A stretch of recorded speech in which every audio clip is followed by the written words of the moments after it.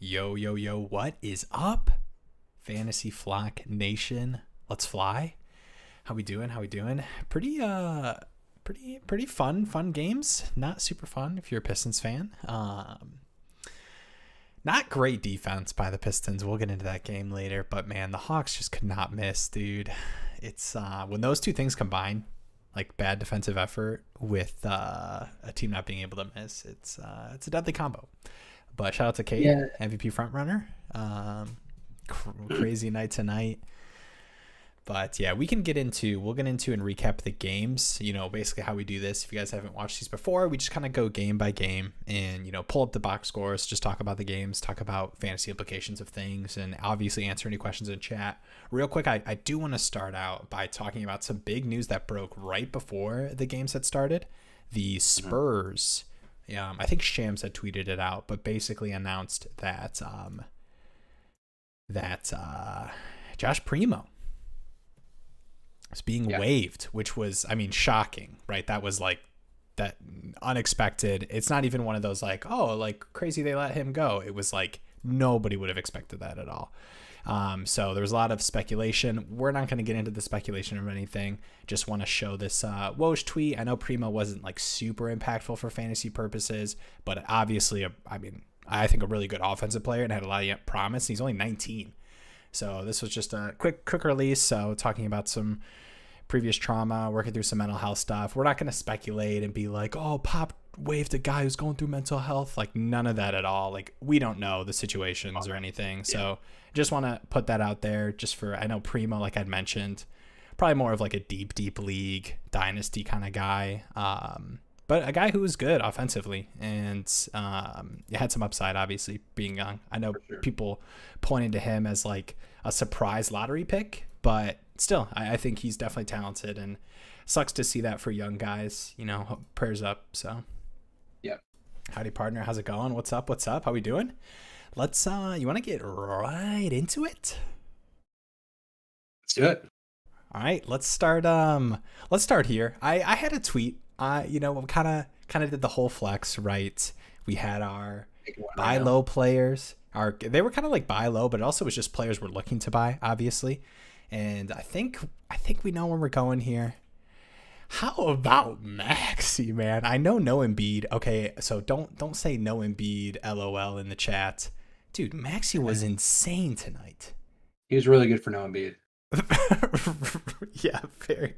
I mean, Maxey was like the best. I mean, 15 for 20, crazy from three. He just was hot, man. And I mean, 8 boards, 4 assists. Like you're not gonna be able to count on the peripherals for Maxey, but dude, what a night! I just want to shout that out there. Just crazy game, and pretty disappointing game from Harden. I know the Raptors defensively, they're a tougher team, but it was just a crazy night for Maxey.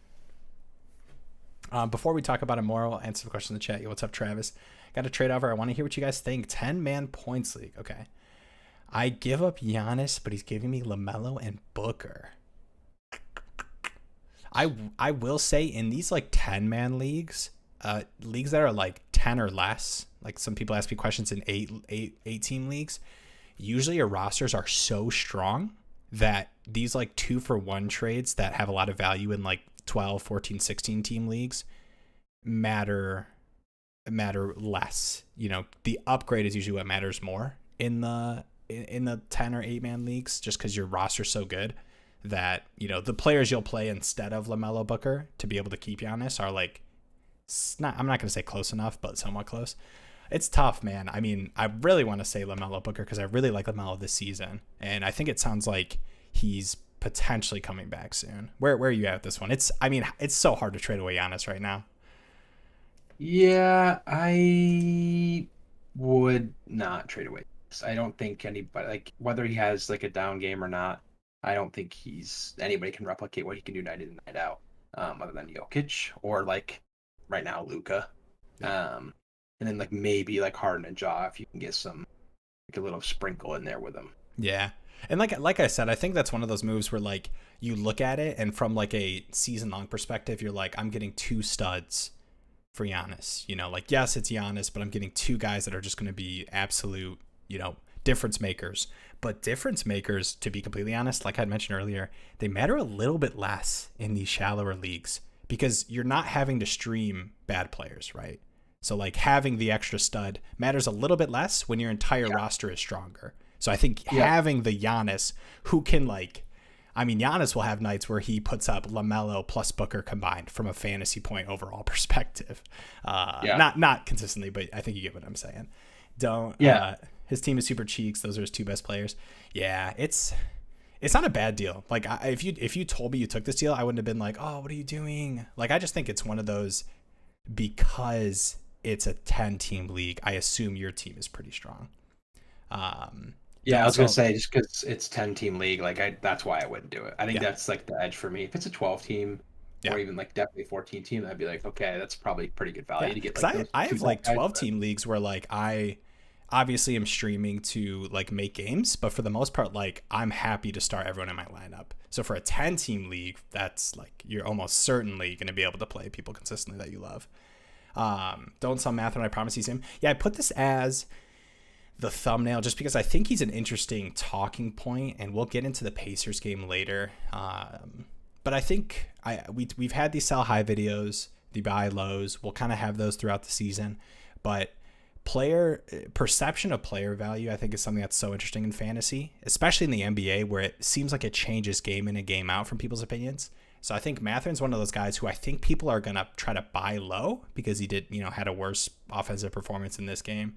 And I just think he's kind of an interesting, conversation point, case study, whatever you want to say, just because, I don't know. I love Mathurin. He's been really good offensively, but part of me is worried that he's going to have like a Jeremy Grant light season from like a fantasy points perspective.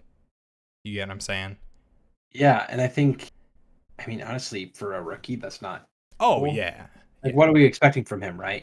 There's going to be games where he just doesn't get the minutes that you expect. Like, he's still a rookie. He's still getting eased into. It's only the first 2 weeks of the season. Like, if you're going to wait on anybody or not freak out about anybody, it's a 100% too. And it's not even like, I'm not even saying from like the time to sell Mathurin obviously is kind of like a clickbaity thing, but really I think it's just a point of the value, the perception of value, because people have seen Mathurin be amazing to start. And I think these unproven players who have seasons like Mathurin that are starting, like he's averaging like 20 points a game. Like, I'm very happy to sell those guys because yes, okay, boom, you hit on the draft. Great. You got Mathurin, amazing. But if you can flip him for someone who's done that consistently and you know it's going to be there and the minutes are going to be there, I do that in a heartbeat. Because even if I'm wrong, Mathurin's not going to average 25 a game this season, right? It's going to be like right where he's been at the best. He doesn't even start. I will. Right. And I will say, Judge, I'm not even saying from perspective of like, he's a bench player, like no way he can keep this up. He's playing close to starter minutes. Like he is like the next rotational guy. It's kind of like a Jordan Poole, what he kind of did last season where like, no, he's not a starter, but he's playing strong rotational minutes. So he's pretty close to starters. He's been really good in those too. So I don't want to cling on that, but I will say in some crunch time games, he did play ahead of Hield in one of them, but didn't tonight. Not that it was super crunch time. They were, had the game a little bit, but he wasn't in there with Halley and Hield and Turner and those guys at the end.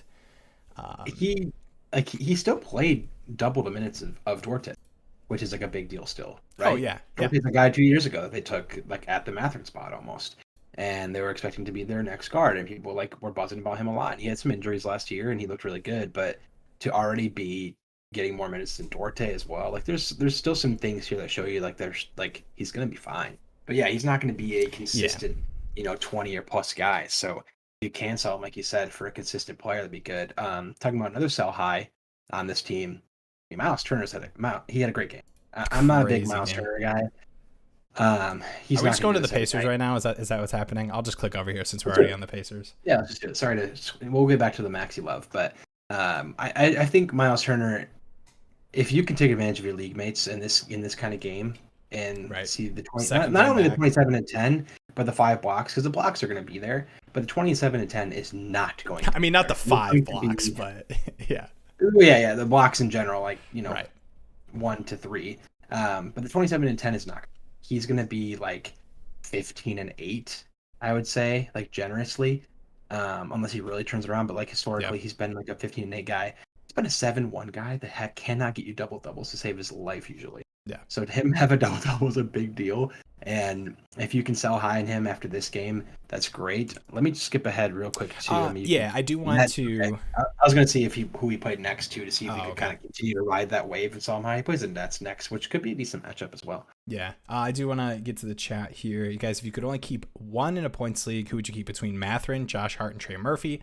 I play the new weird sleeper lock-in format and also roster Dame. Yeah, I think Hart's going to be fun to play over the next 2 weeks, but I think long-term you'd rather have Mathurin. Obviously, especially in that sleeper format where I think he can have more blow-up games than Murphy or Hart will. I know both of those guys have had good starts this season, but Murphy definitely is a... what's the phrase for victim of circumstance, but in a good way? Opportunity. No, I know. This is like a trivia game. I can't think when you're talking to me, but I also can't let this stream be silent because it's not good content.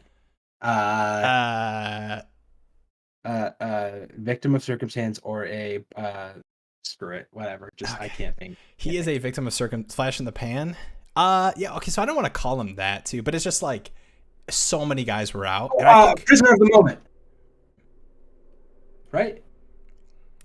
Prisoner of the moment. It wasn't the reveal I wanted. Like it could be right, but it doesn't feel right. No, I'm just saying that like I think you'll agree here. I mean, the Pelicans have had so many injuries. I mean, last game where he blew up, it was against the Mavs. No Herb Jones, no Brandon Ingram, no Zion. Like if those guys are out, yes, okay, he had a crazy game and obviously shot super efficient, but long term, season long perspective, everyone's healthy across the board. Give me Mathurin for sure. Are you in the same camp there, even with Josh Hart, who's had a pretty decent start to the season, but you still taking Mathurin over him? He's going to have a really good next week and a half with no Dame. It's close. I might actually rather have... What does this... the only reason I'm stronger in the Mathurin camp is... I don't have Josh Hart. It's this... Okay. All right. Can you... Let me... Okay, go ahead.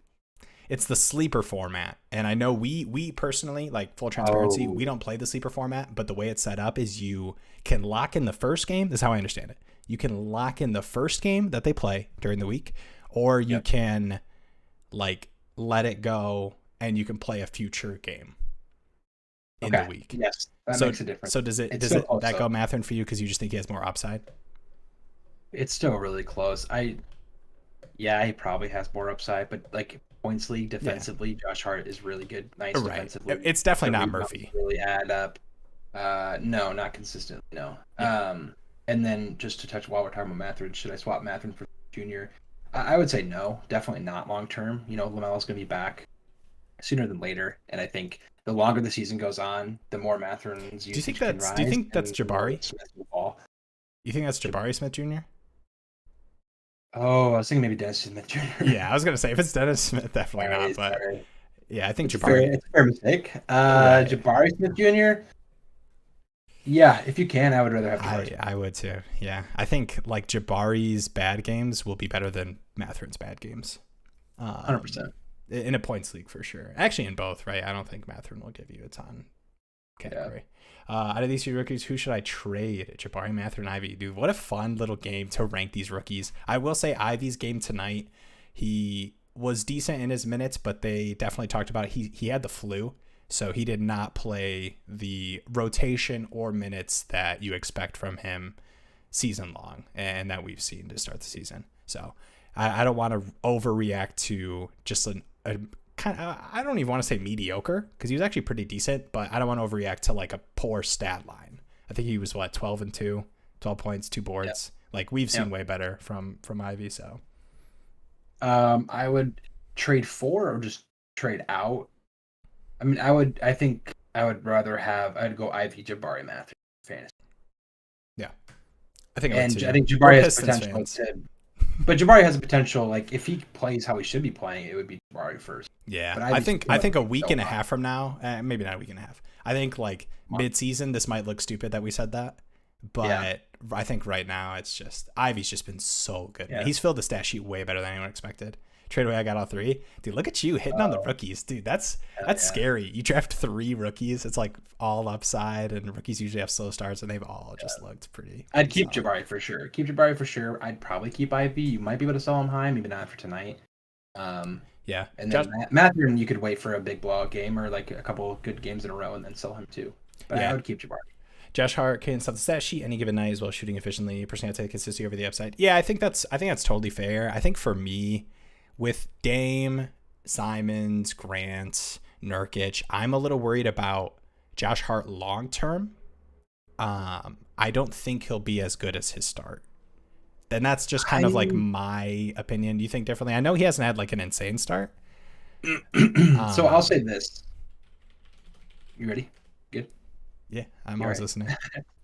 I will say the rebounding rate is, something's got to give, right? He had a couple crazy rebounding games, so that's going to be inconsistent. So I understand, like, he's just not shooting a ton. Like he's had really efficient shooting nights, and it's not even high volume, right? Like 3 for 4, 3 for 7, 3 for 5, 3 for 9, 8 for 11. Like really good efficiency, but like the volume is just disgusting. So it's been solid defensive stats, which like he's been a decent steal guy over the past couple seasons. Like he's been a steal a game, okay, whatever. The assists, okay, 4 assists, that's kind of where he's been. But yeah, the rebounding, I mean, this is the most he's averaged. I mean, last season, I know he only played a handful of games, but he was good, right? And he was like playing starter minutes, 32 minutes last season, 5.4 boards a game. And he's at 9.4 right now. I think the defense is going to be there consistently. Yeah. And I think the scoring, it's been low, but I think the defense is going to be there. And apart from the scoring, I think the minutes will be there. I think he's a very, very key glue guy to this team. Wait, I want to do an emergency interrupt Canyon. Guys, I'm really bad at interrupting Canyon. I do it all the time and I feel bad about it. But I think you'll be okay with me interrupting you to say, yes, trade LeBron for Jokic. If that's in your inbox, I don't want you to miss out on like hitting accept if that's like something that's in your inbox. So sorry, I just wanted to say that. Maybe I'm worse of a guy because I definitely saw that and was like, 100% Jokic, but I was like, I got to finish this point. I think that makes me worse of a guy because like you weren't stopping me. You were saying I like forcefully stopped you, but no, you're looking out for the people. Yeah, for sure. Even with Jamal Murray and MPJ. Yeah, I mean, I think you just look at what Jokic did with those guys, 2 seasons ago?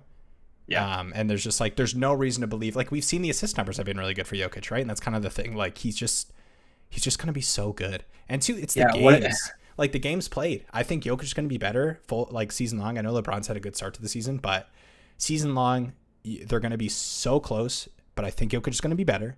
And LeBron, you worry way more with injuries. Like Jokic has been playing so like what are Jokic's games played? I know people don't talk about this a lot in season. It's more of a draft thing where like we like set these players apart. But Jokic over the last 5 seasons, Jokic since 2015, games played 80, 73, 75, 80, 73, 72, 74. Yeah, LeBron's gonna like at best gonna be matching that. And and that's a stretch. Yeah, and I mean, Jokic was an MVP with Jamal Murray and Michael Porter Jr. for 9 games, but like he's gonna be just as good. Like I wouldn't worry about them being back. If anything, like his assist numbers could go up. I mean, the rebounding's gonna be the same. He's still the guy there. He's gonna score. Yeah. Like it's not. You would vice versa is what you'd be worried about, right? If Jokic was out for a year and Murray was popping off, then Jokic comes back, then I'd be more concerned. But this is Jokic. Jokic is like a 22-point triple double right now, and like, and he's not playing great, right? He's a cheat code some nights for sure. Yeah, any format. I mean, whatever. Yeah. It's Jokic. I don't even know. I don't even need to know the scoring intricacies of your platform. It's Jokic. Yeah. Sorry, I want to answer that. Sorry, do you want to finish your thought? I know we're like 2.5 minutes from what you were saying. Yeah, what was I talking about? Flash in the pan. No, stop. What was I talking about, dude? Not Mathurin. Let me read the chat. Oh, Josh Hart. Yeah. I mean, I like Josh Hart because Yeah, rebounding is gonna fluctuate, but like it will still be good. He's a high floor for rebounding. He's shown that with the Pelicans Grant's not a and good last rebounder. year. Grant is an awful rebounder. We know that as Pistons fans. And Hart was a good rebounder last year with Trailblazers. He was a good rebounder with the Pelicans. The scoring is the one thing that I'm like, okay, yes, that's a gotcha thing, right? He's been very efficient, low usage, which probably will remain. But you're not getting Josh Hart to put up 25 points a night. You're getting him for defense. You're getting him because he's out on the court every Yeah. game. He plays a lot of games, and he's very important to that team. This defense, his rebounding will be good. Maybe not 15 rebounds good, but it will be good, and his scoring will be good. He's had so many like 10.10 rebound games with like good defensive stats, and I actually think that that is more plausible than not. It looks really weird, but he just kind of fills in the dirty work. So I actually do like Josh Hart. So if he's like, I don't remember. Was this like a waiver wire thing? It was Mathurin versus Josh Hart, rest of season, Yeah, sleeper weird lock league. okay. The lock-in league, yeah, it's tough because I think Josh Hart as a points person is like this, and I think Mathurin is like this, right? Yeah, So right. in that, so taking that, right? If it's a locked-in league, you take the guy with the higher. Yeah, and that's kind of my that's my. Let me know if we're wrong. Actually, I'd be really curious to hear from people that play in the sleeper league. So full transparency, I mean we've just been playing fantasy basketball kind of the same way. Maybe we're old heads, but I mean we play in some category and points leagues, and those are the differences. I haven't played in this sleeper league. I've heard about it. I think it's pretty interesting, but my guess would be that you lean a little bit towards upside versus consistency in that kind of league, because a bad night you actually can wipe away from your week and take the best night. So I know it doesn't work like that where you can pick specifically the night, but I know the way it works is you lock in the first one if you want it, or you can pass on that and go to a different one. So let us know if anyone plays in sleeper leagues. I'd be curious if that's typically what you guys find is the best. But I know we were talking about the Pacers a lot. We spent a lot of time on Ben Mathurin here. I saw a Halliburton with the praise hands up. How about Hallie, man? Jeez, 25, 12, 2. Only one defensive stat. Dude, Hallie's like, the best thing about Hallie is he's doing this, and it's not a shock for him to have 3 defensive stats, right? Like, he's a great steal guy, very active defensively. So, man. Yeah, go ahead. Go ahead. And just gonna say an efficient night too. I'd like to see him a little bit more aggressive. 16 shots is good. And Yeah. you got the line a little bit. Yeah, pretty high scoring game. Yeah, it's a very efficient game. So, if this is the amount of shot usage we're going to see, maybe he will end up being closer to the 19 points like he was last year. But I think, I mean, if he's giving you double-double or a double-digit assist, it matters less if he has the scoring outbreak. 19, 10, and, a steal, a block or more game. Like, I think that'll be all right. Oh, he's been so good. I love I know the hype got pretty hardcore. I know some people were taking him like middle of the first. I was definitely a back of the first guy. I think even at our highest Halliburton praises for points leagues, he was back of the first at most. I took him early second in the Locked On Bull points league. But dude, he's so good. And should I pull up where we had him? Another good game from Buddy Hield. Pretty efficient shooting, 5 for 9, 10 for 17, at 25, 5 and 2. I think Buddy Hield's a really good sell high, and it's just, we talked about it in the video if you guys haven't seen that, but Buddy's one of those guys where he's had some pretty efficient shooting numbers, and those will fluctuate for Buddy specifically. So when you can get one of these stretches where he's pretty good, he's not a guy that's going to give you a ton of peripherals. I mean, 5 boards, 2 assists, that's kind of what you expect from Buddy. I know he's been better at assists the past 2 seasons, specifically with the Pacers, but I mean, I'm very happy to move off of Buddy if you can find somebody that'll take him thinking he's going to give you a 25 consistently. If we're talking about rookies, how about Paula? Man, dude, he's just so good. Yeah, he's a beast. He really is. You ever have these weird thoughts in your brain, like that make no sense, and they'll never, like, as a Pistons fan, would you trade Ivy for Banchero? Okay, I mean, honestly, admittedly, yeah. Like, the non Pistons fan is yes. You want to know what went in my head as Canyon, as like just getting way too early into mock drafts halfway through last year's season. Yeah. I was looking at the studs for this next year. I was looking at, college. I think this might have been like right when college started. And I was like, man, I want Banchero. Banchero should be the guy. I love Banchero. If this can get him, that'd be sick. We need a big, all that kind of stuff. Yeah. And then we get close to the draft, The and lottery. it was like, and it was like, man, Banchero's getting overrated. Like, yeah, he was good at Duke, but like, there's some questions around him. Ivy looked so fun. I'd like to have him. Chet's a unicorn. And then I was off of Banchero. And then now he's back in here. He got the number pick. Surprising. Plays for Orlando. Just pops off. And man, Canyon, you know what? You're all right. You had some insight. Yeah. But to answer your question, there's no reason to have this conversation. Like we're just Pistons fans, and I mean, I think I'm GM for a day, and the one answer I have to give is Magic say, hey, we'll give you Banchero for Ivy. I don't think I could do that to Ivy. I don't think I could do that to Pistons fans who watched him cry on draft night because he's so happy he gets to play in Detroit. It's true. Give me the passion. That's what sports are about, man. Passion, yeah. Just give me the passion. Banchero's that dude, though. He's so good. No, let the Pistons go 20-62, but just give me the passion. Yeah. I want to get. We're gonna hop over to the Magic game. I know we're talking about Banchero right now. I'll talk about Bol who got the start tonight. Obviously, a lot of injuries for the Magic guys, but we'll take a look at Bol. He's been. We kind of giggled when people were asking us if Bol's legit. But we'll take a look. We'll take a look at some Bol. Real quick on the Wizards. I mean, really good game from Beal. This was a pretty high scoring game, 31, 7, and 4. 4 defensive stats, pretty crazy. Yeah, and then just a decent game. I think pretty solid game from Porzingis, 22. Kuz with 18, 9, and 3. Monty Morris with 12 assists. Pretty nice. But I don't think there's. Sorry, what were you gonna say? Then we can move on from this one. I was going to say something about the bench game. Go ahead. About the bench for the Wizards? I was going to say something about the Magic game if we were. No, yeah. I was literally just going to say I don't think there's much to take from this. Pretty disappointing game from, Avdia, who's been a guy who like I really want to kind of buy as one of those like fringe waiver wire. Hey, he actually might be a roster play him somewhat consistently, but it's just tough. Like he is definitely has been the odd man out more often than not from just like a minutes and usage perspective. You see that right here, right? All these starters. Avdia plays 19. Barton's been playing a decent amount too. You got Rui, you got Gafford who's going to play. So yeah, we can move on here. I just want to mention that.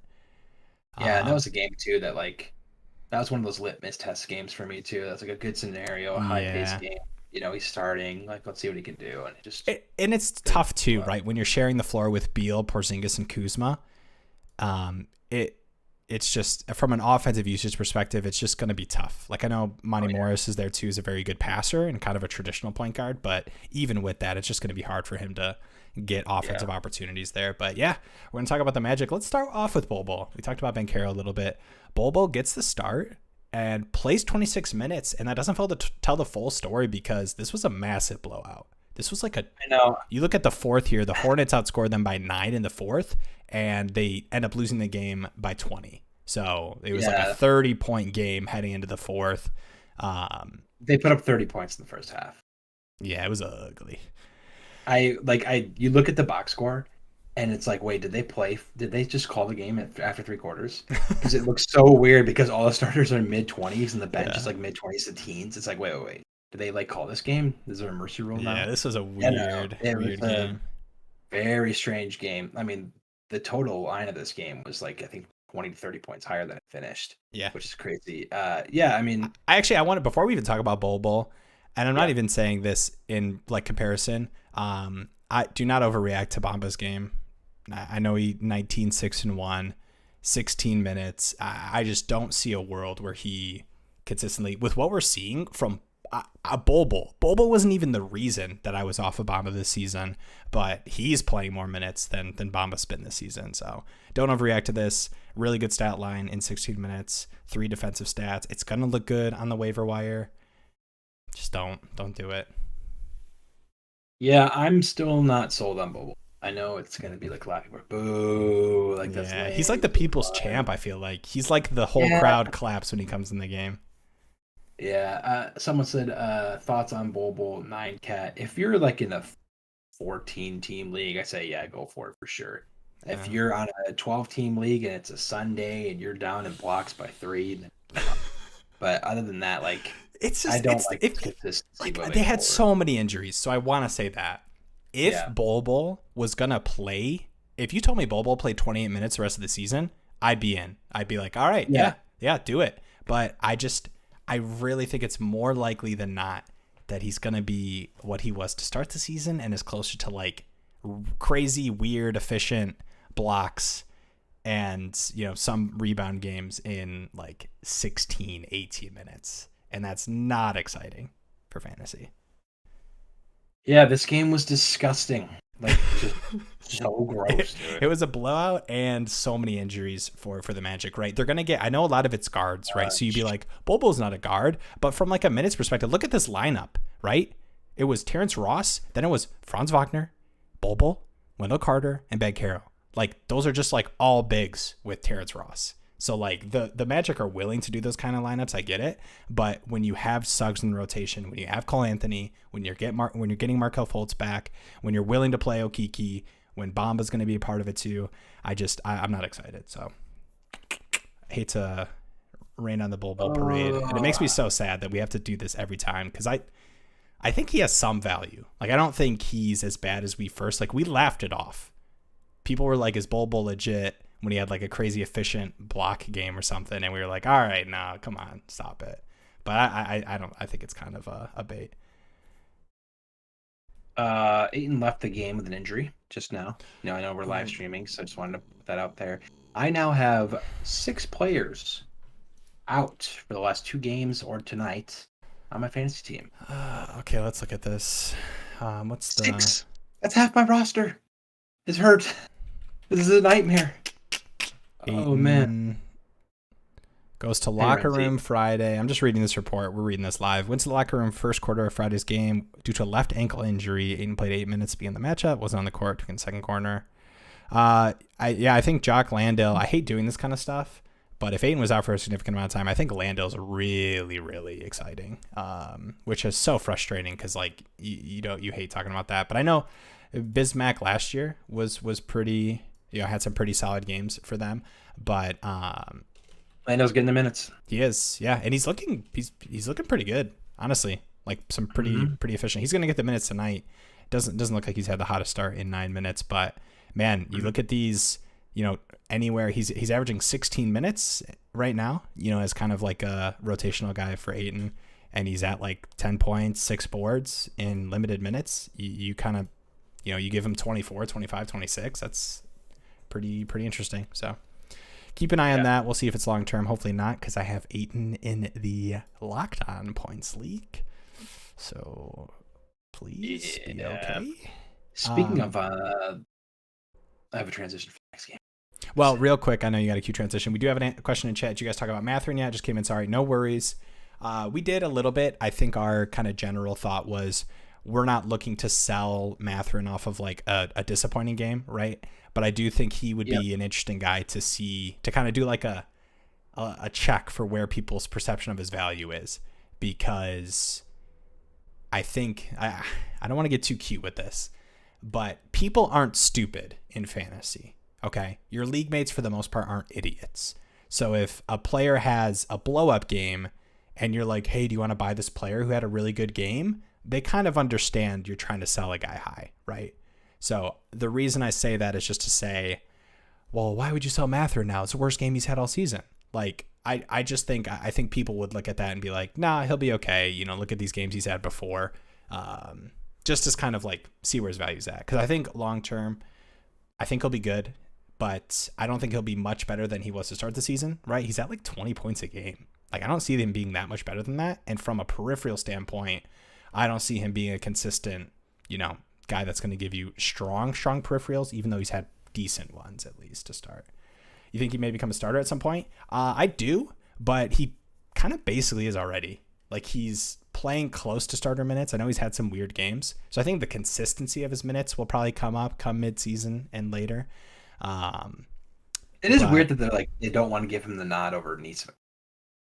Yeah, I do think that is weird, but maybe it's a rotation thing. But he's playing a decent amount with Hallie, so like I don't really understand. But yeah, it's gotta be a rotational thing. How they like him coming on the second unit, giving a spark. Yeah, wondering if Bull stays as the starter. I don't think so, because you look at the lineup, they had so many injuries. So like long term, you're telling me Suggs, Cole Anthony, I mean whatever, Fultz, all these guys are healthy. I don't see him kicking out Carter or Banchero. So then, the way Wagner's playing as well, I know they're willing to do these tall lineups, but I don't think they want to do that, especially to start, right, against most teams. So I don't think he is the starter unless we see games like tonight where so many guys are out that they're like, well, I guess it's just Terrence Ross at the 1 and then just a bunch of big ass guys. If you can't beat the Pistons with your tall lineup, it's probably not a good move. That was a double diss. It really was. I mean, at this point, they ran that against the Pistons for a little bit of time there. And Suggs was in. He's got into foul trouble, but I think Cole was out and Fultz was out. But yeah, Suggs was in, got into foul trouble. They're like, screw it, let's go big. Yeah. And they got beat. So I got Fultz on my wire still, worth a stash. He's worth if you can utilize like an IL or like an injury zone, whatever you call it in your leagues. I think he's worth for that case, but I wouldn't keep him on my bench if you aren't able to do that. Definitely not. I would do that. I would also stash Lonzo, honestly. Yeah. An IL spot. Yeah, I that's another. Just a quick call out. I'd make sure you guys are taking advantage of that, right? So if you're able to just stash guys there and just not worry about it, right? Like you don't have to. If you're not taking advantage of that and you're just 0 for 2, then you're kind of missing out on opportunity there. I know, like the waiver wire at this point, you might not be able to do that, but if you can, I definitely check. Cade is coming alive.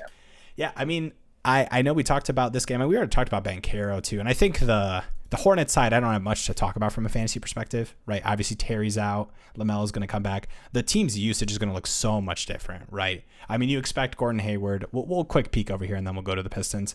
I mean, you expect Gordon Hayward, even in a bad game, to be decent for fantasy. Oubre, ton of volume, just was not good tonight. 2 for 10 from 3, 4 for 16. You expect a little bit more from PJ Washington, but obviously just a bad game overall. Like, I still like PJ long term. Just bad game, I think, for just Charlotte altogether. So I'm good to move on here to Detroit. And we're going to start with the Pistons, even though I know I have the Hawks pulled up. Don't want to talk about them. Cade is coming alive. Yeah, man. Cade. And this is like why you don't overreact to the preseason. Cade's not going to be 35, 9, and 8. So I'm not saying don't overreact to the preseason and early games. Look at Cade. This is him. But Cade is good. So I think this is why you just, like, people who were overreacting and letting him fall or were looking to trade him at the beginning of the season because, oh man, he hasn't been great in the preseason and they messed his shot up. I don't know if you saw those reports. Yeah. But dude, he's so good. 35, 9, and 8, crazy game. Defensive stat. I mean, it's just the breakout too. And I mean, if you're looking at, I know there's some popular breakout guys. Anthony Edwards has been amazing. I mean, talk about Cade versus Evan Mobley right now. Yeah, it's just a crazy usage game. He had to take the ball into his own hands. They were down most of this game, and he was feeling it. He was hitting those mid-range jumpers quite often, so he was just feeling it. And 23 minutes from a flu game, Ivy. But still, I think Cade will have these upside games. Yeah, even with like some foul trouble, he still played a lot of minutes. They just needed him out there. Had that dunk at the end. I don't know if you watched it. The one that should have been a foul? That's crazy. Whatever. But yeah, I mean, other guys, Bogdanovich, classic Bogdanovich game. Yeah. Read the most recent chat. This is we talk about this like every game. Yeah, he kind of is. I do want to say too, like, obviously this was a thing last season too, that he kind of had these games right. But I know Casey was talking about it. Coach doing Casey was talking about he thinks Bey is kind of finding how he's going to play alongside Bogdanovich, because it is kind of something the Pistons really haven't had alongside Bey. I know Grant obviously offensively, but they're different, Bogdanovich and Grant, but he's just really obviously inconsistent, and he really hasn't been aggressive offensively. I think the Pistons altogether want Bey to shoot more. He's a very good shooter. He just hasn't been super aggressive, and when he's inconsistent, streaky, and not getting the volume, it's just not something you want for fantasy.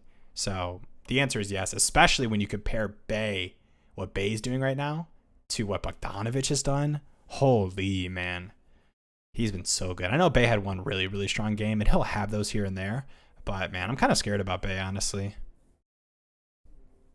Yeah, I'm not loving what I'm seeing from him. Like last year, like you said, if he's not with Bogdanovic last year, it's okay. Shake it off, a couple bad games, he'll hit his stride. Yeah. But it is weird playing next to Bogdanovic and kind of fitting into that system now. So I think that. Yeah, I mean, Bogey's just been so much better. Like, I tweeted this out, I think, after one of the games. Like, Bogey's just doing what Bay does better and more consistent. So it's just it's tough. Defense. But yeah. Offensively, fantasy's what I'm talking about. But yeah, we talked about this. I think was it today or yesterday? Like defensively, man, they just need to communicate. One-on-one defense is fine. It's just there's so many times they're pointing fingers like who's picking up Trey? Who's picking up Trey? Yeah. No one does. They double him, and then he gets trapped, and he draws a foul. Like they just got to talk more and figure it out. But I mean, speaking of Trey. We'll go over there. Trey, 36, 12 and 2. He's not going to play the Pistons every game. That's true. But the 3-point shot did look good. He was confident. He had some long threes too. Obviously gets the line. You're going to have to get used to that. Yeah. Only 10 free throw attempts in this game versus 16, I think. Only 10. Yeah. But yeah, he looked good. I mean, DeJounte Murray looked good as well. Mm-hmm. I think that's what you can get used to is Trey and DeJounte being the carriers of this team with an occasional pop off from Hunter or Collins. But this time pop off was from the bench. The bench played amazing. Yeah, and how about your boy Okongwu, man? The minutes between him and Capella, they just keep creeping closer, and he's just been outperforming him from a fantasy perspective. I think he just. I don't know. I know he was you liked him a lot as kind of a sleeper guy. I think it'll be tough, right? I think we talked about I don't feel like he's ever gonna overpass Capella and be like the starter and Okongwu. I mean, I don't know. He's looked pretty good. 16, 7, 2, stealing a block in this one. I don't surprise me.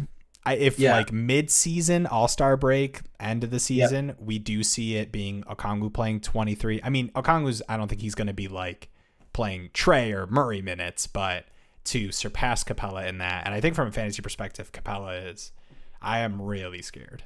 I mean, 23 minutes, we've just seen the minutes be so low, and he just doesn't give you much outside of rebounding and a block here and there. So, yeah, I think they like him out there for his veteran experience, and I think he's better at defense too, honestly. Okongwu is very good. He's just really raw still. Right.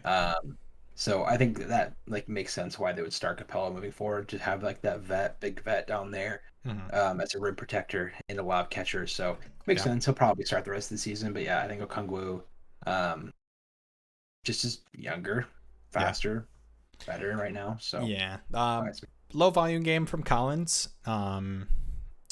Kind of saved it with some defensive stats from a fantasy points league perspective, but I expect him to get more volume. Obviously the guards, right? If you're getting 41 shots up, plus the free throws between Trey and Murray, it's going to be tough. Even putting up 136 for those guys to be super involved. But it was a lot of the bench guys too. I mean, it was nice to see AJ Griffin.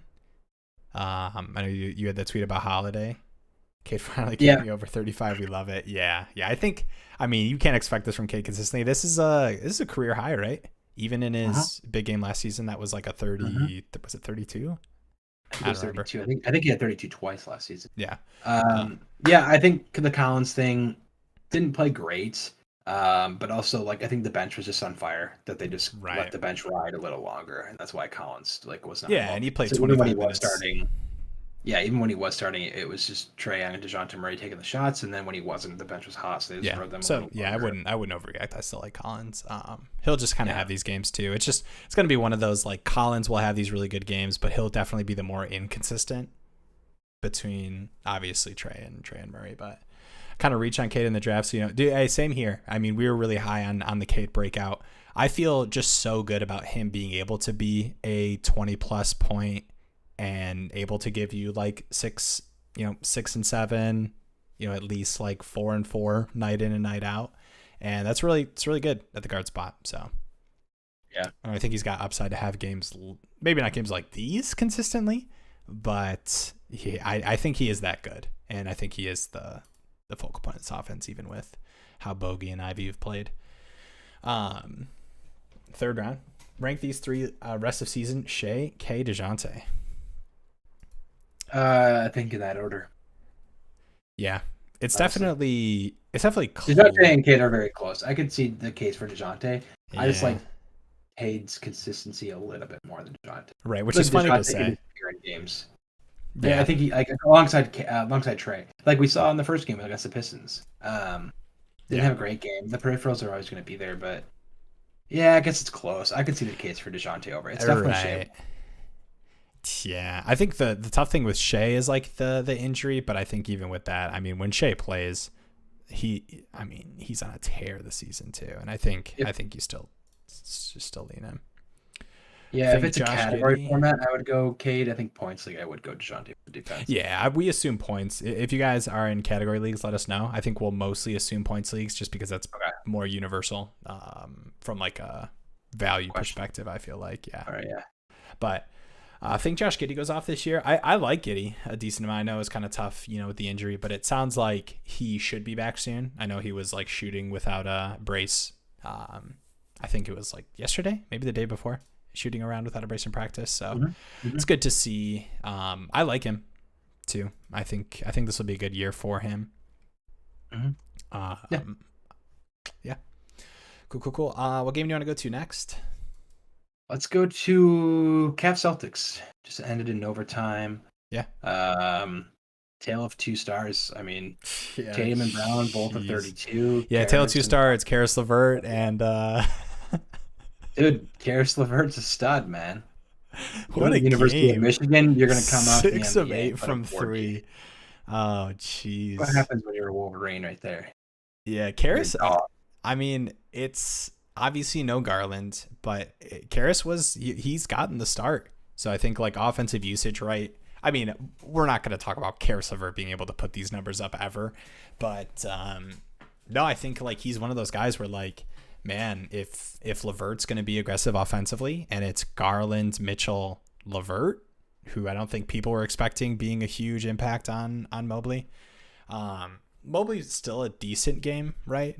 I mean, 19 and 10. It's nice to see him have a good rebounding game. Man, Mobley's rebounds have been really weird this season. I expect those to be better, but yeah, decent game. OT 132, 123. Pretty nice. Donovan playing. Yeah, I think Donovan Mitchell. I know a lot of people were down on him, right? You talked about the move from the Jazz to Cleveland, and for us initially, it was kind of like, man, he was primed to be in the spot where Donovan Mitchell is just going to be, what he's always been with the Jazz, and even better maybe if they're going to sell some of these pieces off. But he's been so good. And I know it's not been with Garland, but I just really think he'll be able to maintain Donovan Mitchell Jazz value. He's so good. Yeah, it's just talent over situation, really. Like he goes to a place that might be a little bit more crowded.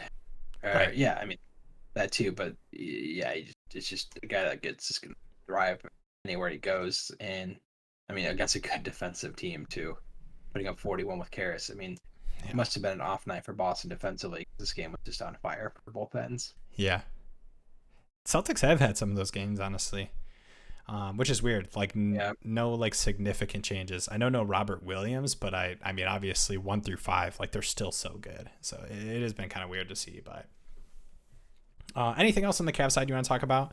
I think Karis is like a guy who I know you talked about, like he just needs to be rostered, right? He was in the waiver video. Like he should be rostered. He's going to start. He's looked good. If he's going to be aggressive offensively, he's going to have value. Garland will be coming back. It's an eye injury and it's not something you expect to linger, right? It's not an ankle. It's not a sprain or something. But still, I think Karis is going to have value. Yeah, I mean, Evan Mobley too, quiet 19, 10 and 2 blocks and a steal. Another guy that before the Orlando game, we were saying buy low on him. And after that video came out, 20 points, 19 points, defensive stats are going to be there, and they have still been there.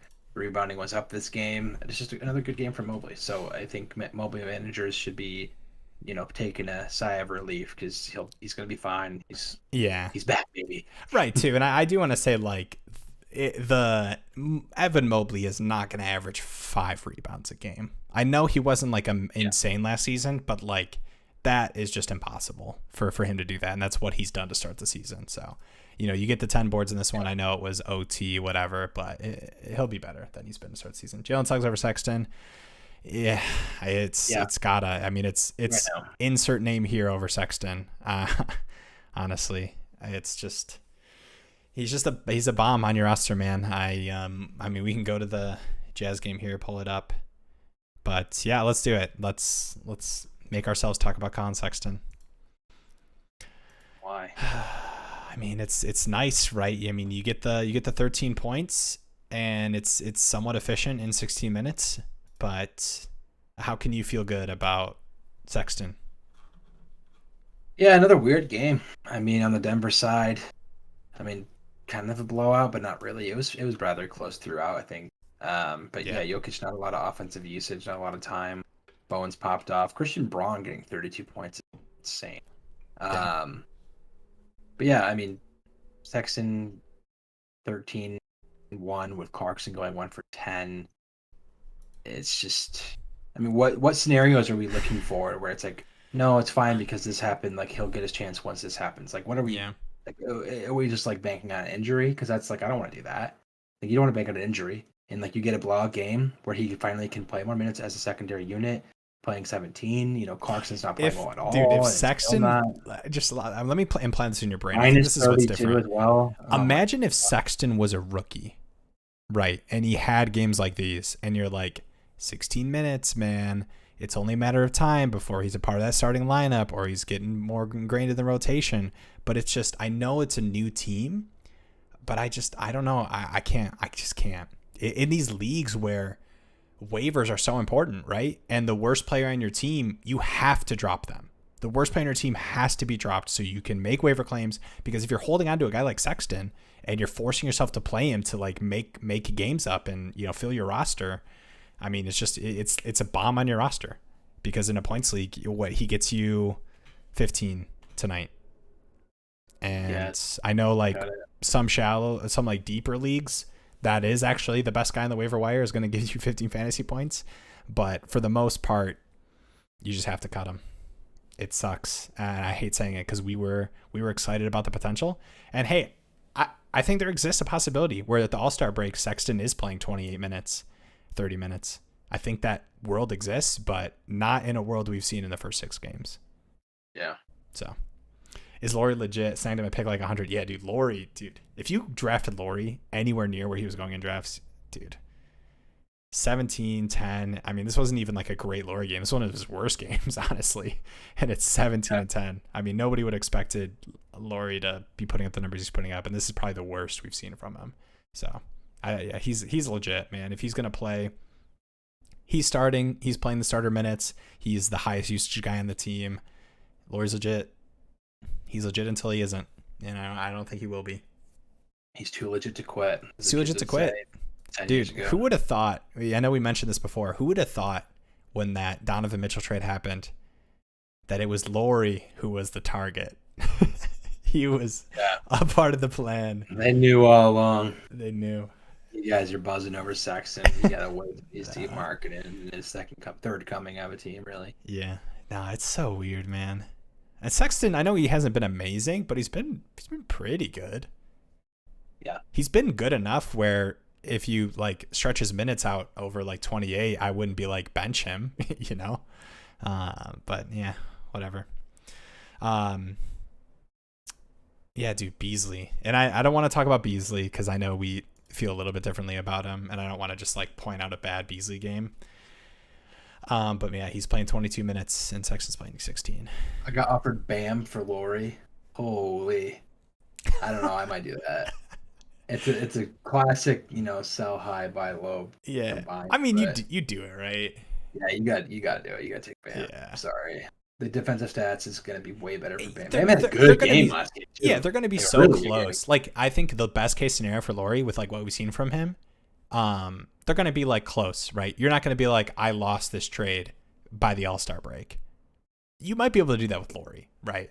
We like Laurie and we think he's legit, but let's be honest, we've only seen Laurie do this. I know he's done it consistently, but it's only been 6 games, right? We know what Bam's going to give you over 2, 3, 4 seasons, Yeah, and like you were like saying is, Bam should be doing what Laurie's popping off and doing, That's so like true. Laurie Markkinen popping off is what Bam is. 7. Yeah, I mean 17-10 I know isn't like Laurie's best game, but like that's like if you what like Bam a is going to give you.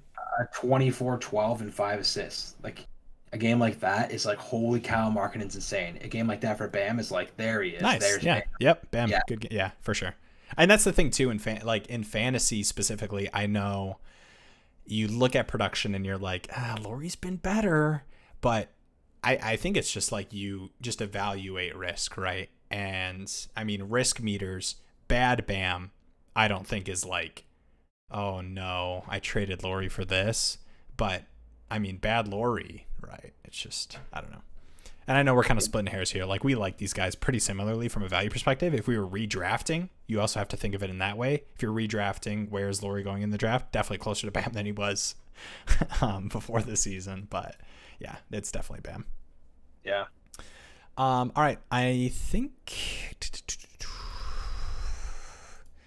want to talk about the Lakers? No. Actually, yeah. I want to talk about. Listen, someone's got to stand up for Russ. Someone does. Yeah. And he came back. He's off the bench, but he plays 33 minutes, and he does 18, 8, 3, a steal, and a block. And that is if you have him or if you dropped him, you're looking a little silly now. Not big. I mean, because moving forward, I'll probably miss some games. It's still going to be a weird saga there in LA, but 18, 8, 3, 1, 1 from where you probably drafted him. That's it. That's what you're looking for off the bench. Yeah. Good game. Good game from Russ. Seriously. They plus minus of 0, so he comes off the bench in the second unit. He does his job. He keeps it close. And I want someone to stick up for Russ. And he made a 3 tonight. He made a 3, and he made 5, and he made 5 of his 10 free throws. But no, like shot Russ. decent. Russ will have games like these, right? Russ is not a drop. Yeah. We had some people talking about us after like a disappointing game. I mean, I don't think anyone was legitimately doing that, but in like these shallow leagues, I know we get a lot of like 8-team league questions where people are like, I gotta drop somebody good. Is it Russ?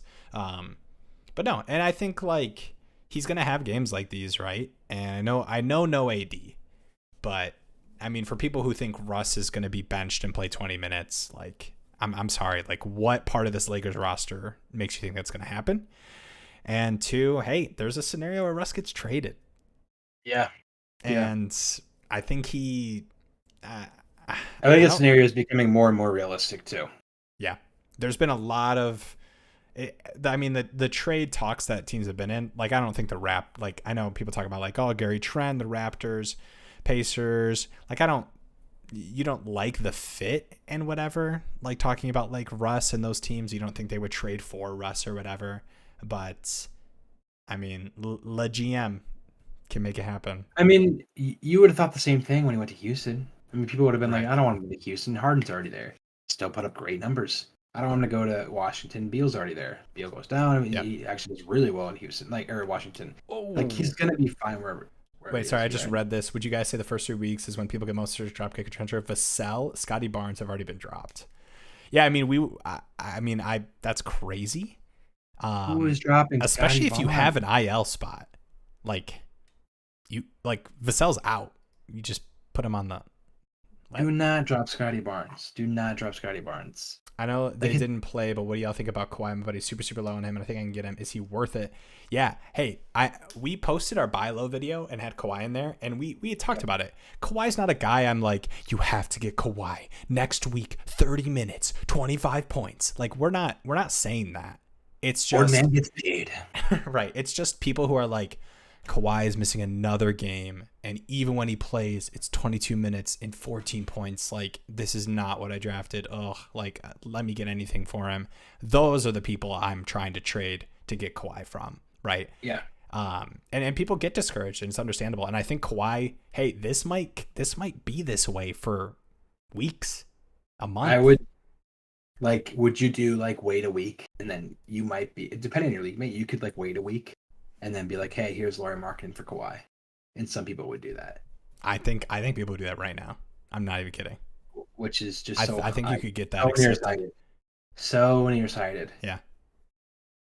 I think Laurie next game has 22, 9, a defensive stat or two. I think you could get Kawhi for him. I don't know, man. If you can't, I send it. Try it. Those are the kind of deals you want to make for Kawhi. Right, because it's like Kawhi is not going to be nothing. And I think you do have to understand what you're trading for, right? You are trading for missing back-to-backs. You are trading for what's up? Something bad? Some audio came on that you guys can't hear. That scared me. So good. It's a good thing I'm running the stream. Let's just say that. Oh, it definitely is. No, that's exactly what he offered me. Laurie, a hot commodity. I will say, like, I think Laurie deserves to be in the conversation. We talked about like how far, like it's closer. Like maybe it's a round and a half or a round after Bam, right? But I mean, if you understand what Kawhi is, you make that deal, right? And it's going to be frustrating, right? You're gonna like I'm telling you, you're going to be mad at me for telling you to make that deal for the next week, maybe 2, maybe 3. But I probably 3. Okay, yeah. But I promise you, I mean, All-Star break and beyond, you're gonna see Kawhi games, because he isn't a washed vet. He's just not. Yeah. He's playing 22 minutes. He's in honestly, his first action back from a year and a year and a half, 2. He is fine. It's not him. It's it's the organization, the staff, and the coaching staff wants to be safe with him, which they should. Yeah, to start. Like, there's been several interviews where Kawhi's like, "Dude, I'm good to play. I want to play more," but they're not. Like, they don't. Yeah, he said, "I'll do what it takes to win." Is kind of where he's at. So like, as long as they're doing the rotation, I know Lou's been frustrating as a coach for multiple reasons, but I'm sorry. All-Star break, you're telling me Kawhi's still playing 20-ish minutes? I just don't see it, especially if he's going to rest some back-to-backs, right? Like that's just what Kawhi does. There's no way. I mean, come end of November, he should be full steam. I really think so. Yeah. Like, and even maybe earlier, but like there's no physical reason for him to not be playing full minutes now. It's just like they're playing it long-term, full season. There's no reason to rush him, right? It's an 82-game season, and he knows that, and so they're just kind of playing it slow. But like he's good. He's ready. He's rested for a year more. So it's like, yeah.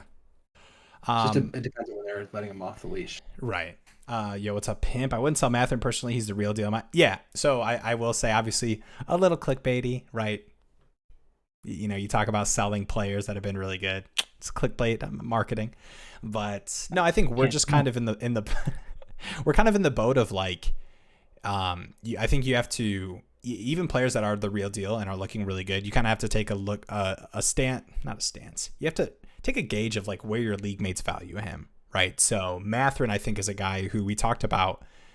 I had mentioned, I think he's like going to be Jeremy Grant light from a fantasy production standpoint season long. And that's amazing for a rookie.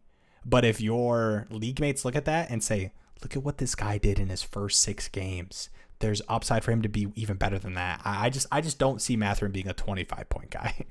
And that's kind of where the upside would be, right? Because he's at 20 through the first 6 games, averaging 20 points. So I think some people might look at him and be like, he's going to start soon. Start more minutes.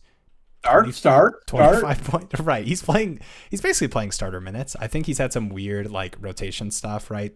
23 minutes in this Wizards one. I mean, he's already played 31 minutes against the Pistons, 28 in his first 2 games. So he's already pretty much playing starter minutes in a lot of these situations. So right. Yeah. It's just if somebody looks at Mathurin and says, hey, I think he can give me 24, 5 and 4. I think that's a real possibility. That's the guy I want to trade him for somebody who believes that. And I think he's a real deal. I do. So don't hear what I'm not saying. Dude, the Rudy Gobert. 22 and 21. Yeah. Oh my gosh, dude. He's just shot really well from the line too, honestly. For Gobert, what was it? 8 for 10? 8 for 12. 8 for 12. Like, that's fantastic from the line.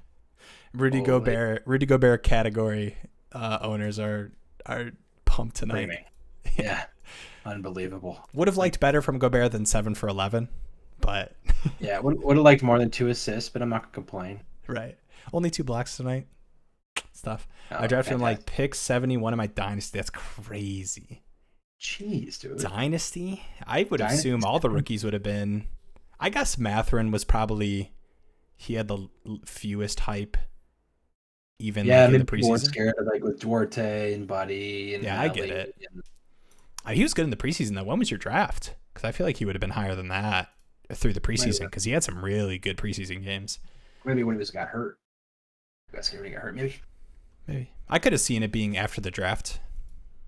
I could see him going there after the draft because dynasty, like I know, like a lot of the studs will go early, but like rookies, dude, rookies with his talent, rookies. Maxey went crazy. Shoot, yeah. I mean, I feel like it's one of those like okay, Embiid was out, whatever, but it's just like he just is so good. He slept on a lot, and I'm Canadian, so I loved him. Oh yeah, nice. Yeah, dude, he's crazy. So good. All right. What do you want to talk about? Knicks Bucks here. 108-119. Barrett, the classic 1 for 7 from 3.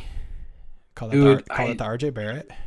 Tough game for Randall, but 12 boards. I mean, just kind of save that a little bit. Man, I wish I played. Remember we were talking. If you guys don't watch the fantasy, not the betting block channel, we were joking about this game. And I was like, man, I kind of want to take Barrett over. What was it, 19.5 points? 19.5. He hit it. And I was like, Randall's going to struggle against Giannis. Brunson could struggle against Drew, and Barrett's left with the leftovers. And what do you know? Hey, you called it. You called it too. You called it, but it didn't hit. But you talked about Hartenstein, and you thought he could get some good minutes with Mitchell Robinson foul trouble. I had this entire narrative laid out in my hands. You predicted this game. You should have done some exact score bets. Hartenstein was 3 for 8 though. That would have killed me if I was right on that. Oh gosh. Man, dude, I was so on the Knicks side too. That's insane. I did like Giannis over, and he didn't hit. Sorry, go ahead. No, I was just going to post the link here. This is the link to the Flock Sports Betting channel. Pretty much every day at 2 p.m. Eastern time, we are going through on that channel looking at player props for NBA games, specifically on Underdog. If you guys aren't on Underdog, if you guys don't know what it is, player props, you're not doing it's not DFS, right? I know there's not like a salary cap or anything. There's drafts you can do as well, but obviously in season for NBA, do player props. You're taking the over under, and anywhere from 2 legs to 5, and you're picking if you like the over under. We're talking through it on the stream, answering questions, looking at props. The whole stream, it's fun. 2 p.m. If you guys aren't a part of that, definitely sub to that channel. If you're not going to come, just sub. Make us feel good that maybe we got the numbers boosted a little bit, give us a like on this stream right now. We got to do that more. We don't sell out enough on these. Like and subscribe right now, or else you're gonna get it. Supremacy says, I like how Brunson has been doing this thing though. Yes, definitely. Do not freak out. This is a nightmare matchup for the Knicks, right? We talked about it on the stream. Just Randall into Giannis, Brunson into Drew Holiday, just nightmare matchups for them.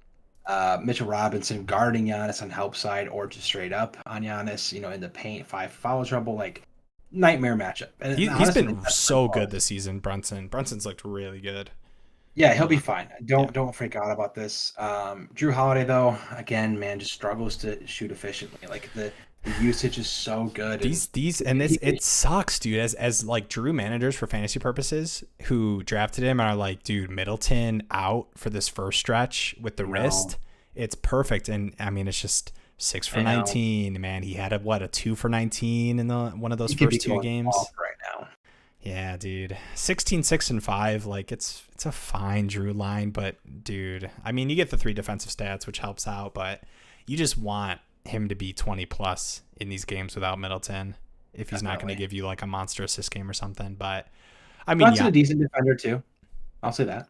Okay. A gritty defender. I'm not, I'm not saying it was a cakewalk matchup. Fournier also an underrated defender. Yeah. Okay. All right. I mean, I'm trying to give the Knicks some love because they usually bash. And talk about the sell high, man. Brooke Lopez continues. to be just like the best sell high player to have on your roster. 14, 11. I know he plays 33 minutes in this one, which is really nice to see. 3 blocks, just absolutely insane block pace, which, I mean, he'll give you them. Like, we'll see it, but yeah, just crazy. While Ibaka's falling off. Yeah. I think he's just having trouble finding minutes with these rotations if they're going to play. Yeah. He's kind of past his prime. I will say I like Portis more than Lopez versus like what their values are probably at right now. Yeah. I think Portis is right there in step with Lopez, bar like, some blocks. But I think Portis, I still really like him this year. And I think some people value Lopez a lot higher, and I think they're going to give you very similar fantasy. Yeah, I think Portis gives you, more offensive upside for sure. And I know Lopez has been pretty crazy in the block department. I mean, we talked about this in the Sell High video, if you guys haven't watched that. Brooke Lopez is on pace to have a top 8 block season of all time. Like, Like Akeem Olajuwon stuff. It's just, it's not going to sustain. And I mean, he'll give you good block games, but like from a fantasy points perspective, those are the kind of things where you're like, let me sell this guy, if he's putting up these kind of numbers and people are going to look at that and think it's consistent. And 33 minutes too. I mean, I'm not going to talk about minutes too much because there's like games where these guys will be there. But I mean, I think Lopez will be closer to what we've seen from him over the past couple seasons with Portis, right? Where they're like 28 versus Lopez getting 33 in this one. Yeah. But yeah, I mean, we're not going to talk about Giannis too much. I know last stream we talked about, is it Giannis over Jokic? Let me start here because I know we landed on it being Jokic. If you have to start a player in a game for fantasy and you need one of them to score more fantasy points, I'm not giving you the matchup. It's Giannis over Jokic, right? I know season long and we talk about it in games played and that factors in a little bit. Right now, like if it's tomorrow, yeah. Okay. The game's being played tomorrow. You have Giannis on your roster. Someone sends you a trade offer, straight up Jokic for Giannis. You hit decline? Or you hit accept, get Jokic, trade Giannis? Yeah, I hit accept. Both formats? Yeah. Yeah. I do. It's closer in points than Cat, right? Like the like closer, they are closer in value, or do you think? Yeah, I guess so. I think the assist is pretty big. The free throw, I think Giannis is still a punt free throw guy. Category, it's not as close, correct? Right. Yeah, that's what I was saying. Yeah. That's why I thought it was confusing. Yep, you're good. Yeah, I think in a points league it is like I am like 51% Jokic, 49% Giannis. and 49.5% Luka, because those top three. I mean, talk about the easiest top three of my life. Giannis, Luka, Jokic in points format. That's too easy, man. It's too easy. Come on, man. That's too easy. I love TikTok. Okay. I know we talked about most of these games. We've got some of these games still going on here. Let's do a little peek in here at some of these before we close out here. Let us know if there's any questions in the chat before we close out here. I know usually we just go through the games that have completed because obviously we're still watching these games. Easy, man. Anthony points. That was a play we talked about on the stream today. He's got 23. 7 threes at halftime. Heading into the fourth. And you called it too, man. It's crazy. He's either everything or nothing. He had 7 at halftime. I mean, he hasn't done anything in the second half. Yeah. He might not have to play much. Just say that. 94. Nurkic looking decent. I'm actually a little shocked at the rebounding efficiency here. Yeah. I guess both teams are hitting at a decent clip too, so that kind of helps. Jalen Green doing Jalen Green things. Love to see it. 4 for 17. Not gonna see that in his highlight reel, are you? You could tell we're Pistons Cade fans with just the random Jalen Green slander when I have the Blazers box score pulled up. And for D sell high, definitely. I think he'll be good this season. I think people's value on him heading into the season was too low. They were like, Grant's here, Dame's back. Simons is like gonna be what he's always been. And it's like, dude, I don't know, man. Anthony is like, he's legitimately good, but I don't think he's 19, 20 points good, which is what he's kind of had these games with that crazy third quarter in the Nuggets. He'll have games like those. Like he's legitimately a bucket. But when Dame's healthy, when, you know, it's Dame, Grant, Nurkic. Yeah, I think he can definitely be like a 16-point game guy. I would shop Anthony right now with Dame being out for another week. Like, I think this is the highest his value will be after this game. He gives you a 23-5-3 in the first game. Dame's back or Dame's out after what he did in that Nuggets game. I would definitely try to shop him. Interestingly enough, when Dame comes back and if, you know, Simons takes a big hit, I would shop to buy him. I really think he's right there in the middle. I think he's going to be like a really solid, like 17. You know, the assist might be up. Well, I think it's tough, right? Because it depends on where his value's at. So I think you're assuming that people's league mates are smart enough to like try to sell him after that. So it obviously depends on what you're giving up for him. I don't know. He might be. I think he's going to be a tough buy after what he'll do with Dame out. But still, you're saying like first game if he doesn't have a good game. Buy. Yeah. Okay. When Dave's back. Giannis kills free throws. Yeah. That was kind of the big thing, right? Why the questions we ask are more points focused. But we'll also mention some category stuff. Yeah, it's definitely. I don't think it's particularly close. Jokic, Giannis in category. Just with the negatives of Giannis's game, but I'm not saying it's like not close. Like Giannis is a top 3 guy, but yeah. Jokic lets you do more. Send a trade question earlier if you want to give your thoughts. Oh yeah, we missed that one. Sorry. League mate offered my Jalen Green / Pirtle. Wait. Oh, this dissing on Jalen Green. Wait, where is it? For Donovan Mitchell and Mathurin. I mean, I'm taking 9 cat. I'm taking. I do like Pirtle, but where is it? League mate offered my Jalen Green / Pirtle for Donovan Mitchell / Mathurin 9 cat. Okay, so yeah, I definitely do that if you can get Mitchell and Mathurin for Green and Pirtle. Yeah. Offered me Jalen Green side. Sorry. Oh yeah. No. I wouldn't do that.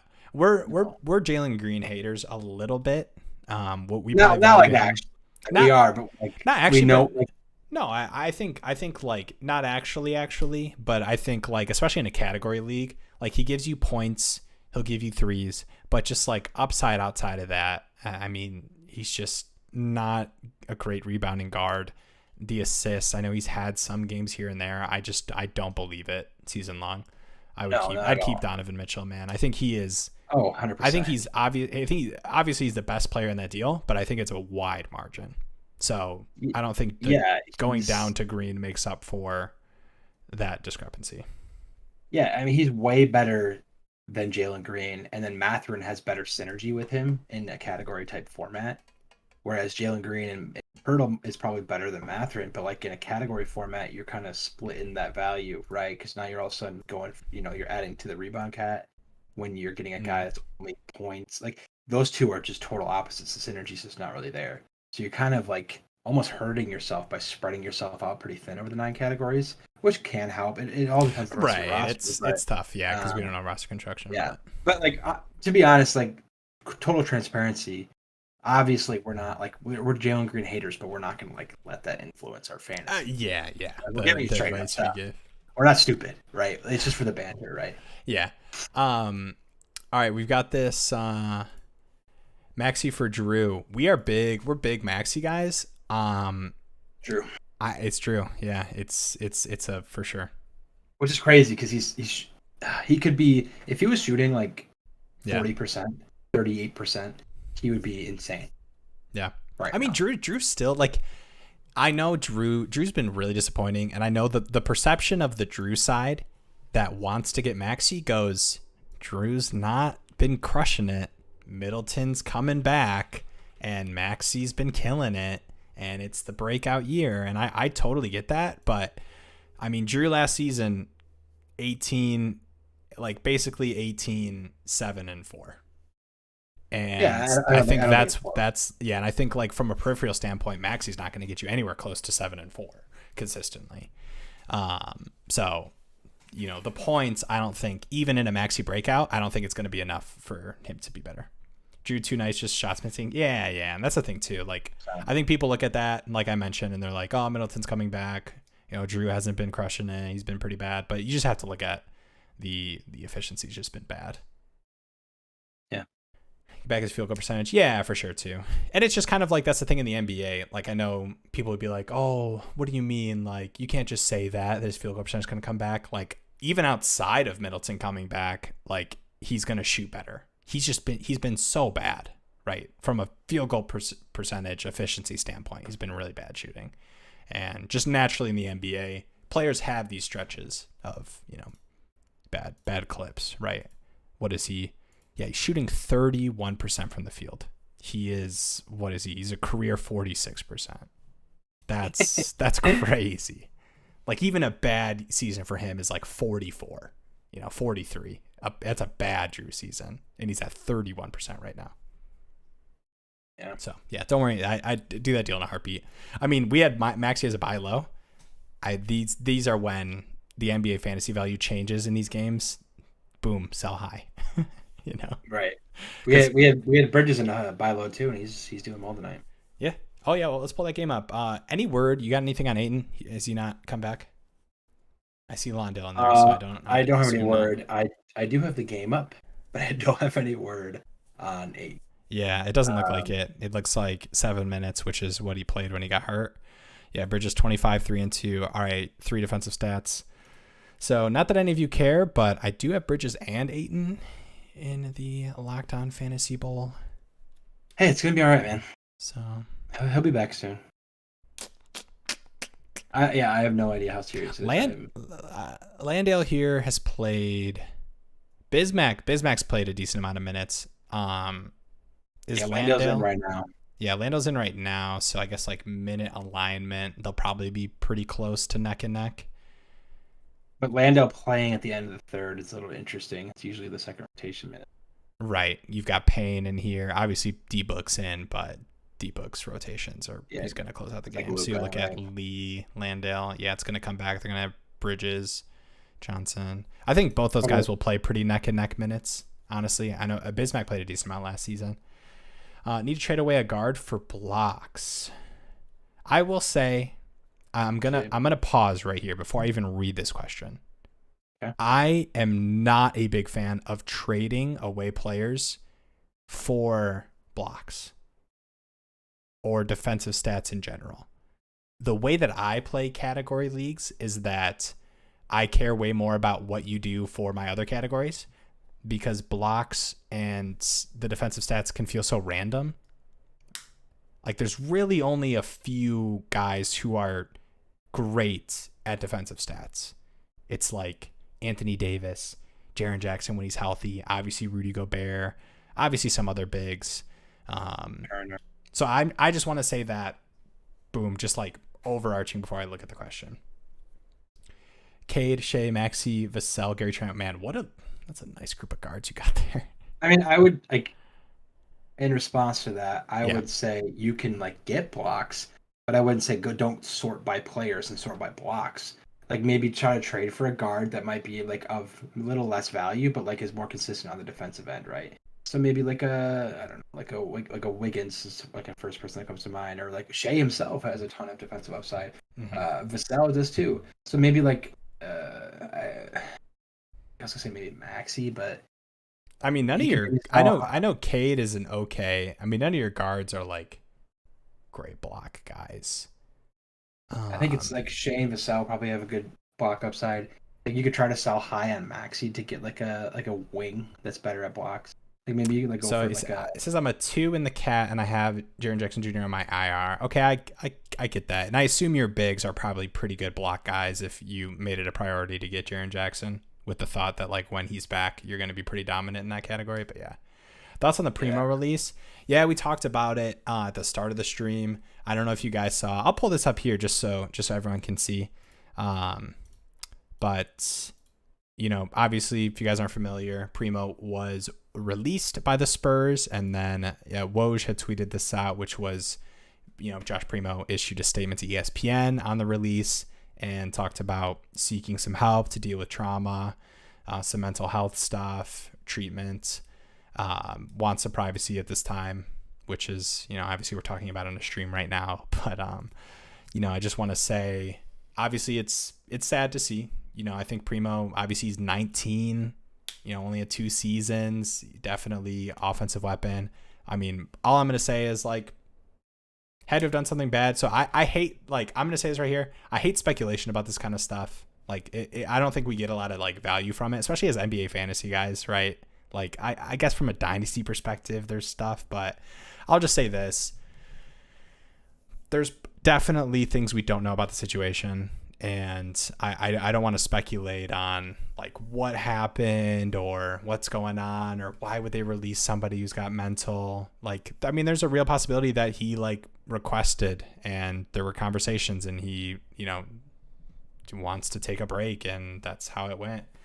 No way they released. Yeah, that's obvious. The contract, I think he got the, that 3rd year option and everything. So definitely a weird situation. I think obviously we talk fantasy for the most part.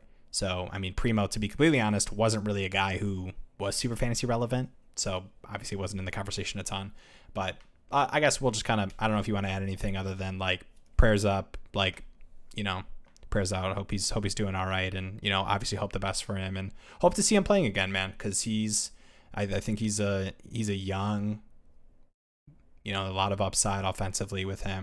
So, hope we get to see him again. Yeah. He's a really young guy in one of the world's. He's 19. I know 2 seasons. He's 19. Right. Imagine being a freshman, sophomore in college. When you were a freshman or sophomore in college, imagine just implanting yourself into the NBA.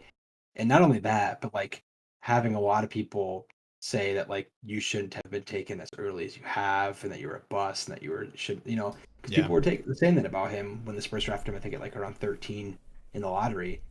And you're a 19-year-old and you're not getting a lot of minutes and maybe your game's not on and your team kind of stinks and you're just getting all the slander. It's but you're super famous. And we don't want to speculate too about the him talking about previous trauma or anything or whatever. So we'll just say prayers up. Yeah, hope the best for Primo. Homie bought a Primo jersey 2 weeks ago. Dang, I like it, man, dude. Primo's fun. A lot of those Spurs guys are really fun. Stud in college, absolute stud in college for sure. All right, well, I think we'll close out here. I will mention, I know waivers are going to run for a lot of leagues. I think the biggest news piece that, is coming pretty late here as we're kind of coming up on midnight here where we live. DeAndre Ayton went to the locker room with an ankle injury. He has not returned. I definitely would keep an eye on that. I think in deep leagues, we talked about Landale, who's been pretty efficient in his minutes. I think he'll play decent minutes. And deep leagues as well. Bismack Biyombo, he's got 4 points, 11 boards in 15 minutes tonight. I think both of those guys will play decent minutes. Those are kind of the by default 5s that you'll see for the Suns. So I think both of those guys will probably play decent minutes. I think I'd prefer Landale if I had to make a claim, but I think both are going to have some value in deeper leagues. Yeah, it'll be interesting because Biyombo, we haven't seen much of him. I think he might have gotten hurt in that opening Mavs game. So now he's back. We'll see how that shakes out. But it'll be interesting. Both probably split anyway. Right. I think they'll both kind of be. I think what'll happen is obviously these guys will feel like really priority ads because Star Ayton usage, but I think they'll probably both just be what they're being tonight. Right. Landale's probably going to end up playing 18 minutes at most through this injury. Ayton played 7. We'll probably see Bismack in the 4th at some, which is the way the rotations are looking, and they'll probably both be at 18, 19 minutes. What's good with CP3? He barely shoots lately. Yeah, we talked about it a little bit. We saw the drop last season a little bit. He just doesn't. It doesn't look like he wants to shoot when he catches the ball, and he will. He has obviously he's had some higher scoring games, but he doesn't look like he wants to shoot. I don't know. I think he's just kind of, obviously he's still been able for the most part. I know tonight hasn't been a great game, but for the most part, I expect him to be 8-9 assist guy. So he'll still have value, but I don't think he has as much upside if he's not going to shoot like we saw last season. Yeah, he'll still have value. It's just, if he doesn't get aggressive offensively, then it's kind of hard to probably live up to where you most likely drafted him. Still early. Yeah, you can still say that. Yeah, for sure. But I mean, I think it's been pretty noticeable, even last season, right, compared to what we've seen from CP3. Yeah. So I think it's the kind of thing where, like, yes, it's only been 5 games for the Suns, but I think it's still definitely a thing you can kind of recognize for sure. But sure. All right, appreciate you guys hanging out. Real quick, if you aren't on Underdog, make sure you hit the link in the description. Use code Canyon. That's his name, Canyon. That's a real name. Sorry, I just feel like, it's a personal thing. Not my government name. Yeah. Hey, thoughts on Drew Holiday, category 9K? Yeah, we talked about Drew a little bit. Somebody asked us, trading Tyrese Maxey for Drew. I mean, that's like a do that in a heartbeat trade, even though we like Maxey a lot. Yeah, Drew, he's going to be really good for Cat, man, at the guard spot. He gets you decent scoring, assists as well. Obviously, good free throw. The field goal percentage has been brutal, but it's going to come back. He's, he's 31% from the field right now. His worst seasons are like 43. So, I mean, you just see that dip, right? I think last season he was like 49%. So even with Chris Middleton coming back, I know you look at Drew and you're like, man, no Middleton, and you're just not doing it, not blowing up. I get it, but don't freak out. Drew's going to be fine this year. Sorry to miss the show. No worries. Appreciate you popping in at all. Much love. Yeah, you're good, man. For sure. All good. Yeah, I think for the most part, we'll look to do these streams at like 10:30 Eastern time. That's for us. So basically, for the most part, it'll be when like the latest night games, right when those kind of have started and are maybe in the second quarter. Halftime-ish. Yeah, second quarter, halftime is about time. Yeah, for sure. Appreciate you guys. Much love for watching, and subscribe. Make sure you check out the videos. We've got some buy low and sell high videos. I know a lot of those. The NBA moves quickly, so some of those don't apply, but definitely would appreciate the watch. And we'll have a waiver wire video this week and as well. Appreciate you guys. Peace out.